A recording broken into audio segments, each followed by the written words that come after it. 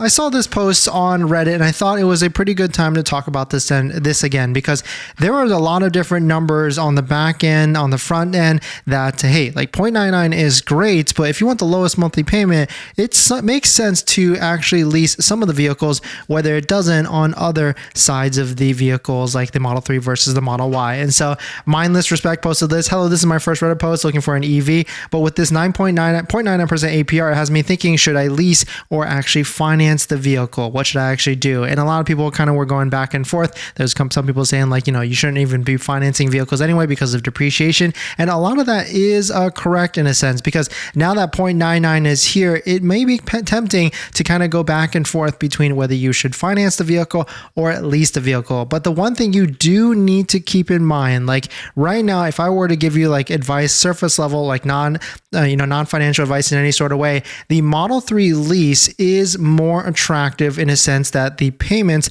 are a lot lower than financing. I mean, Model 3 rear-wheel drive goes as low as $399 a month. Premium rear-wheel drive, they just dropped this pretty recently. It's down to $449 a month. But if you look at like the Model Y, it really doesn't make sense on this end. You can see the premium Model Y rear-wheel drive is $569 a month. And the cool thing with this, like if you're really on the fence between the two of them, you can actually play around with the real numbers after you place your deposit. You do have to place a non-refundable $250 deposit order first. And if you're looking to do that, don't forget to use a Tesla referral code, just like the one down below in the description, so you can get up to $1,000 off of your Tesla vehicle purchase. But once you actually get into the Tesla app and play around with your credit application and everything, they will show you real numbers on whether you're looking to do a lease or finance, and you can switch it between either the both of them. But the biggest thing with this is like if you are going to be financing, it is 0.99%. So that's really for people that keep their vehicles 5 to 10 years. If you're someone that switches to vehicles every 3 years,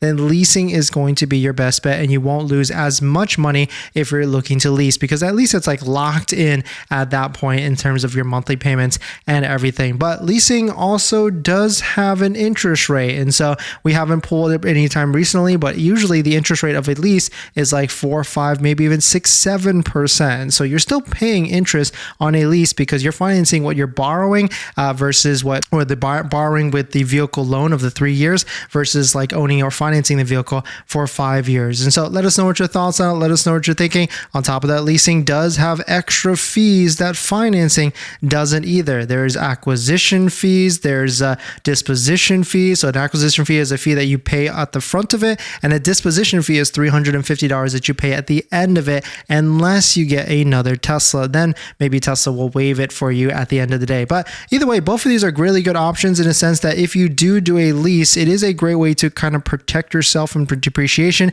because at the end of the 3 years, you can then decide whether you want to buy it out or not. And you can find that small details right here. Like if you go to lease here, you can see that at the end of it, you have the option to purchase this Model 3 for around $30,000. So if you feel like if it's 3 years old and it's going to be worth more than $30,000, then you can buy it and then resell it, or buy it and then keep it. If you feel it's going to be worth less, then you can just give it back to Tesla, and that's their problem to deal with the depreciation of a Tesla vehicle. But hopefully that gives you a little bit more information and what you should be doing. But the TLDR of this is, if you're looking at a Model 3, it would probably be better to look to leasing it, because the payment will be a lot lower than financing.